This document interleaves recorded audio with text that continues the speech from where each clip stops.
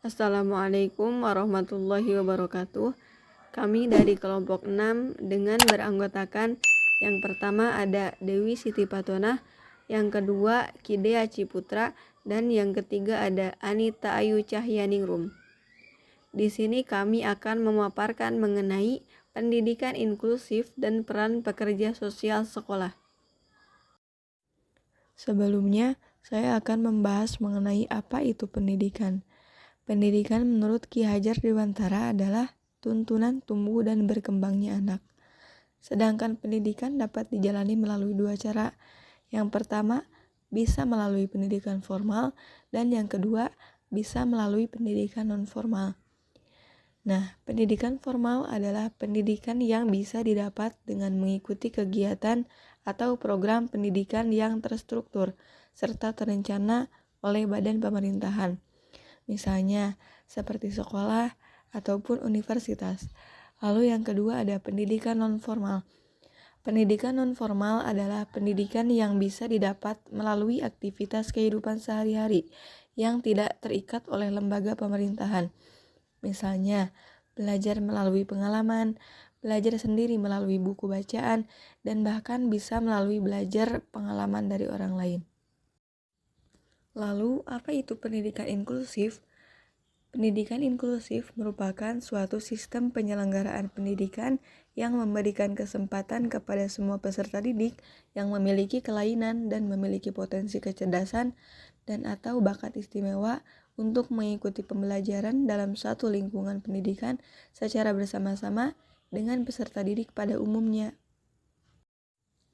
Nah, pendidikan inklusif ini merupakan suatu konsep pendidikan yang tidak membeda-bedakan latar belakang kehidupan anak karena keterbatasan fisik maupun mental. Pendidikan inklusif ini merupakan sebuah sistem pendidikan yang mengakomodasi pendidikan untuk semua, baik anak yang berkebutuhan khusus maupun anak yang tidak berkebutuhan khusus. Sebenarnya, pendidikan inklusif ini telah lama ada di Indonesia yang telah diatur oleh Menteri Pendidikan Nasional Nomor 70 Tahun 2009 tentang pendidikan inklusif bagi peserta didik yang memiliki kelainan dan memiliki potensi kecerdasan. Menurut Sapon Sevin, pendidikan inklusif adalah sistem layanan pendidikan yang mensyaratkan anak berkebutuhan khusus belajar di sekolah-sekolah terdekat di kelas biasa bersama teman-teman seusianya. Sedangkan UNESCO mendefinisikan pendidikan inklusif sebagai bagian dari program pendidikan untuk semua anak. Pendidikan inklusif ini dipandang sebagai proses menangani dan merespon keragaman kebutuhan semua peserta didik melalui peningkatan partisipasi dalam belajar, budaya, dan masyarakat, serta mengurangi pengucilan dalam dan dari pendidikan. Nah, di dalam pendidikan inklusif ini tentunya memiliki tujuan. Terdapat beberapa tujuan umum, diantaranya memastikan bahwa semua anak memiliki akses terhadap pendidikan yang terjangkau, efektif, relevan, dan tepat dalam wilayah tempat tinggalnya. Lalu memastikan semua pihak untuk menciptakan lingkungan belajar yang kondusif agar seluruh anak terlibat dalam proses pembelajaran. Nah, di Indonesia juga memiliki tujuan khusus dari pendidikan inklusif. Yang pertama, memberikan kesempatan yang seluas-luasnya kepada semua anak, termasuk anak yang berkebutuhan khusus mendapatkan pendidikan yang layak sesuai dengan kebutuhannya. Yang kedua, membantu mempercepat program wajib belajar pendidikan dasar. Yang ketiga, membantu meningkatkan mutu pendidikan dasar dan menengah dengan menekankan angka tinggal kelas dan putus sekolah. Yang keempat, menciptakan sistem pendidikan yang menghargai keanekaragaman, tidak diskriminatif, serta ramah terhadap pembelajaran. Dan yang terakhir, memenuhi amanat Undang-Undang Dasar 1945 pada pasal 32 ayat 1 dan ayat 2. Undang-Undang Nomor 20/2003 pasal 5 ayat 1. Undang-Undang Nomor 23/2002 pasal 51. Terdapat 3 model penyelenggaraan pendidikan bagi anak berkebutuhan khusus. Yang pertama ada sekolah segresi, lalu yang kedua ada sekolah terpadu, dan yang ketiga ada sekolah inklusif. Yang pertama ada model sekolah segresi. Sekolah segregasi ini merupakan sekolah yang memisahkan anak berkebutuhan khusus dari sistem persekolahan reguler. Nah, di Indonesia sendiri, bentuk pendidikan segregasi ini berupa satuan pendidikan khusus atau sekolah luar biasa sesuai dengan jenis kelainan peserta didik. Seperti pada SLBA diperuntukkan untuk anak tunanetra, SLBB untuk anak tunarungu, SLBC untuk anak tunagrahita, SLBD untuk anak tunadaksa, dan SLBE untuk anak tunalaras. Kelemahan dari sekolah segregasi ini merupakan aspek perkembangan emosi dan sosial anak yang kurang luas karena lingkungan pergaulan yang terbatas. Dalam pendidikan segregasi ini terdapat fasilitas dan sarana pendidikan yang diantaranya tersedianya alat-alat bantu belajar yang dirancang khusus untuk siswa, sebagai contohnya tunanetra, seperti buku-buku braille atau alat bantu hitung taktual dan peta timbul. Yang kedua, jumlah siswa dalam satu kelas tidak lebih dari 8 orang, sehingga guru dapat memberikan layanan individual kepada semua siswa. Yang ketiga, lingkungan sosial yang ramah karena sebagian besar memiliki pemahaman yang tepat mengenai disabilitas anak. Yang keempat, lingkungan fisik aksesibel karena pada umumnya dirancang dengan mempertimbangkan masalah mobilitas disabilitas. Lalu model yang kedua ada sekolah terpadu. Sekolah terpadu adalah sekolah yang memberikan kesempatan kepada peserta didik yang berkebutuhan khusus untuk mengikuti pendidikan di sekolah reguler tanpa adanya perlakuan khusus yang disesuaikan dengan kebutuhan individual anak. Konsep dari pendidikan terpadu memiliki penafsiran yang bermacam-macam, yang mana diantaranya yang pertama menempatkan anak dengan disabilitas dengan anak pada umumnya secara penuh. Yang kedua, pendidikan yang berupaya mengoptimalkan perkembangan kognisi, emosi, jasmani, dan intuisi. Mengintegrasikan apa yang dipelajari di sekolah dengan tugas masa depan. Yang selanjutnya mengintegrasikan manusia sebagai makhluk individual sekaligus makhluk sosial. Nah, di dalam pendidikan terpadu terdapat beberapa kelebihan dan kelemahan. Yang diantaranya kelebihannya, yang pertama, siswa berkebutuhan khusus dapat bermain dengan siswa pada umumnya. Ini berarti terdapat proses sosialisasi sedini mungkin. Mereka akan saling mengenal antara siswa berkebutuhan khusus dan yang tidak. Begitu pula sebaliknya. Yang kedua, siswa berkebutuhan khusus mendapatkan suasana yang lebih kompetitif karena di sekolah umum ada lebih banyak siswa dibanding siswa dengan berkebutuhan khusus lainnya. Yang ketiga, siswa berkebutuhan khusus dapat membangun rasa percaya diri yang lebih baik. Yang keempat, siswa berkebutuhan khusus dapat bersekolah di mana saja, bahkan sekolah yang dekat dengan tempat tinggalnya, asalkan ia memenuhi persyaratan yang diminta, jadi tidak perlu terpisah dari keluarga mereka. Yang selanjutnya, dari sisi kurikulum, dengan menempuh pendidikan di sekolah umum, anak berkebutuhan khusus akan mendapatkan materi pembelajaran yang sama dengan siswa pada umumnya. Kemudian yang selanjutnya adalah kelemahan dari sistem pendidikan terpadu.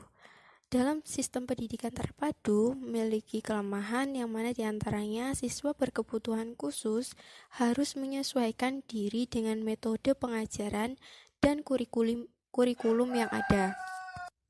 Dan pada saat-saat tertentu, kondisi tersebut dapat menyulitkan mereka. Yang terakhir, terdapat model sekolah inklusif.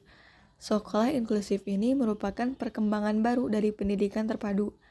Pada sekolah inklusif, setiap anak sesuai dengan kebutuhan khususnya, semua diusahakan dapat dilayani secara optimal dengan melakukan berbagai modifikasi dan atau penyesuaian, mulai dari kurikulum, sarana prasarana, tenaga pendidikan dan kependidikan, sistem pembelajaran, sampai pada sistem penilaiannya. Inklusif ini sendiri merupakan suatu perubahan praktis yang memberikan peluang anak dengan latar belakang dan kemampuan yang berbeda bisa berhasil dalam proses belajar. Kemudian, terdapat beberapa prinsip dasar dalam pendidikan inklusif, yang mana diantaranya: 1. Semua anak, siapapun dia, memiliki hak untuk menempuh pendidikan di sekolah manapun, dan sekolah wajib menerima siapapun dia.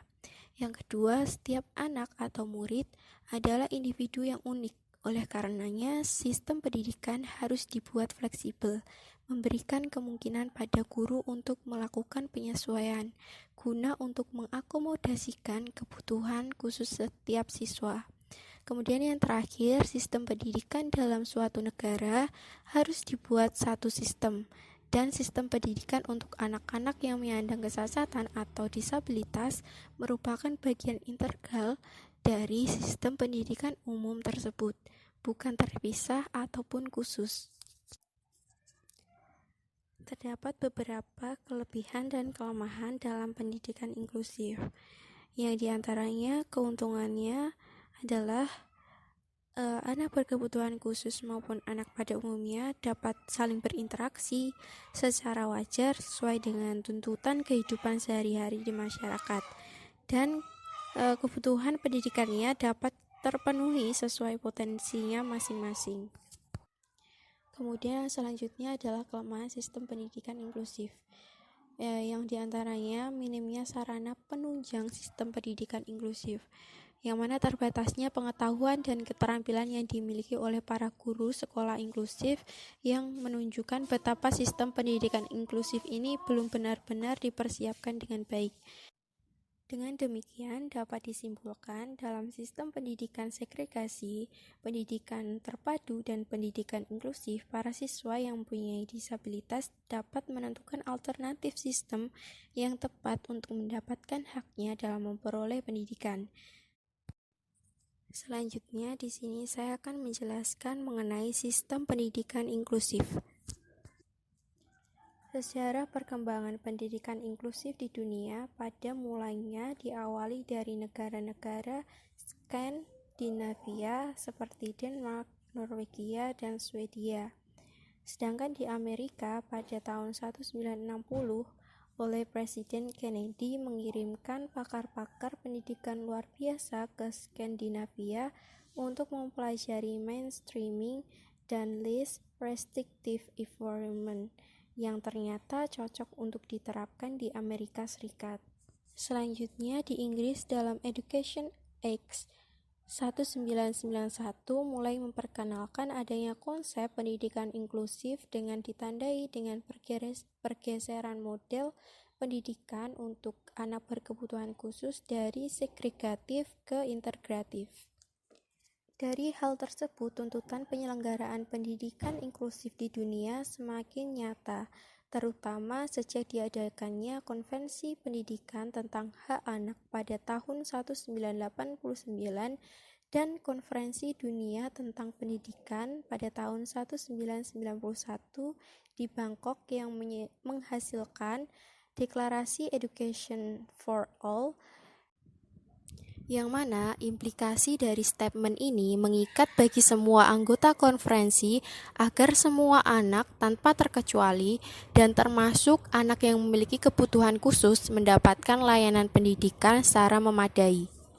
Ditindaklanjuti Deklarasi Bangkok, pada tahun 1994 diselenggarakan Konvensi Pendidikan di Salamanca, Spanyol, yang mencetuskan perlunya pendidikan inklusif, yang selanjutnya dikenal dengan The Salamanca Statement on Inclusive Education.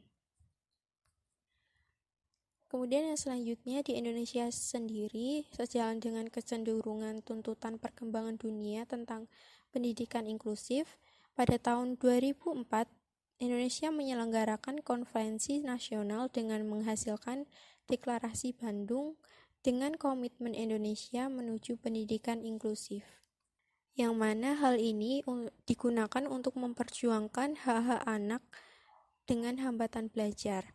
Pada tahun 2005 diadakan Simposium Internasional di Bukit Tinggi dengan menghasilkan rekomendasi Bukit Tinggi yang isinya antara lain menekankan perlunya Terus dikembangkannya proses atau program pendidikan inklusif sebagai salah satu cara menjamin bahwa semua anak benar-benar memperoleh pendidikan dan pemeliharaan yang berkualitas dan layak.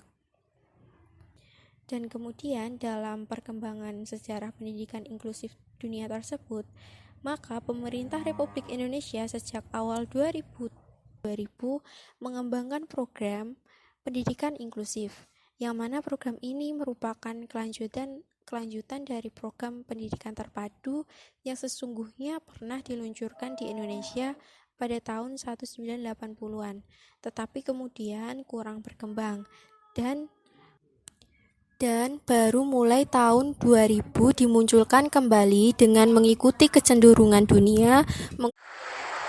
Lalu yang selanjutnya adalah peran pekerja sosial di sekolah. Pekerja sosial sekolah merupakan daerah khusus praktek pekerjaan sosial, di mana pekerja sosial sekolah membantu siswa untuk meraih sukses dalam penyesuaian terhadap sekolah atau meningkatkan kemampuan belajar mereka dalam ruang lingkup pendidikan mereka. Pekerja sosial dapat bekerja sama dengan personil sekolah lainnya dan pelayanan sosial lembaga lokal untuk membantu siswa dalam mengatasi atau menanggulangi masalah fisik, emosi, kesulitan ekonomi, serta sebagai alamat masalah sosial dan perilaku yang mungkin akan mempengaruhi kemampuan mereka untuk tampil baik di sekolah.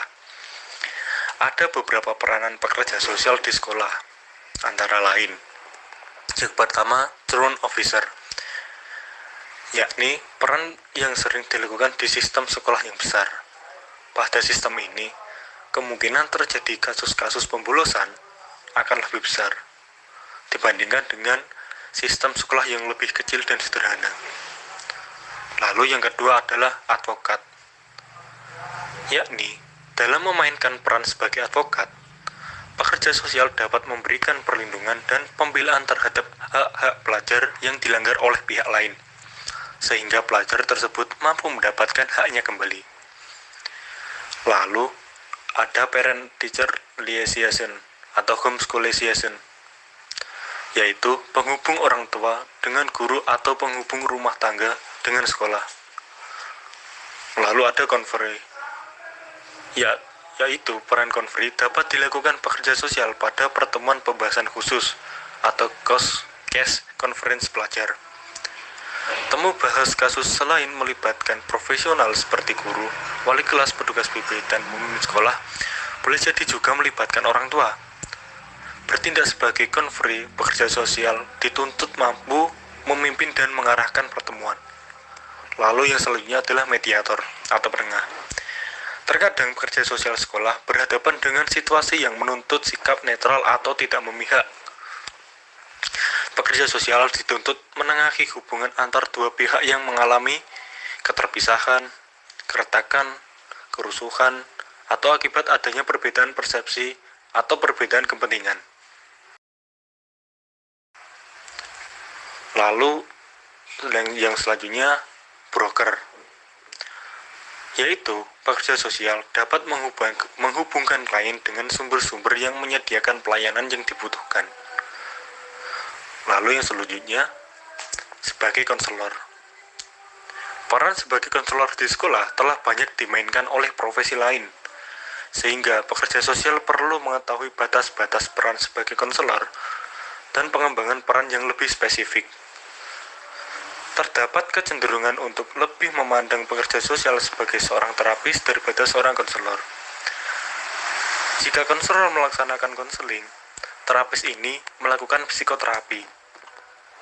Lalu yang selanjutnya yakni tim member, yaitu sebagai anggota tim, pekerja sosial dengan profesi profesional lainnya seperti psikolog, terapis bicara, guru pendidikan khusus, terapi fisik, guru pendidikan reguler, dan lainnya dapat membantu menentukan kebutuhan-kebutuhan khusus dan program tertentu yang dibutuhkan untuk anak-anak tertentu. Lalu mental health consultant atau konsultan kesehatan mental, yakni pekerja sosial di sekolah dengan pengalaman pelatihan di bidang psikologi sosial dari perilaku individu, dapat bertindak sebagai konsultan untuk aspek relasi manusia sebagai bagian dari kurikulum serta untuk aspek gaya mengajar. Nah, yang selanjutnya yakni tugas pekerja sosial di sekolah. Tugas ini merupakan tindakan yang langsung dilakukan oleh pekerja sosial di sekolah, sehingga ruang garapan pekerja sosial jelas, karena pekerjaan sosial memiliki kesamaan dengan bimbingan konseling, sehingga pekerja sosial mempunyai tugas sendiri berdasarkan peran dan fungsi sebagai pekerja sosial. Selain itu, pekerja sosial di sekolah juga memiliki beberapa tugas, yakni yang pertama, memfasilitasi pendidikan dan pelayanan bagi siswa, serta menyiapkan pelayanan-pelayanan sosial langsung bagi siswa-siswa yang berkebutuhan khusus. Lalu, bertindak sebagai pembela siswa yang memfokuskan diri pada kebutuhan-kebutuhan siswa yang urgent atau darurat. Lalu yang ketiga adalah mengidentifikasi masalah-masalah yang dapat menghambat pelayanan dan menghubungkannya dengan lembaga-lembaga yang terkait. Lalu, bekerja sama dengan guru menggunakan teknik-teknik yang tepat dalam memotivasi siswa untuk belajar. Lalu yang selanjutnya adalah menghubungkan orang tua dengan lembaga lain untuk membangun kekuatan relasi antar siswa dengan komunitasnya secara efektif. Lalu, berkoordinasi dengan berbagai keterampilan antar disiplin ilmu yang memberikan pelayanan kepada siswa. Yang terakhir adalah mengembangkan dan memelihara hubungan produktif antar sekolah, lingkup pekerja sosial, dan praktek-praktek lainnya. Nah, mungkin itu presentasi dari kelompok kami. Semoga bermanfaat untuk semuanya. Akhirul kalam, wallahul muwaffiq ila aqwamit thoriq. Wassalamualaikum warahmatullahi wabarakatuh.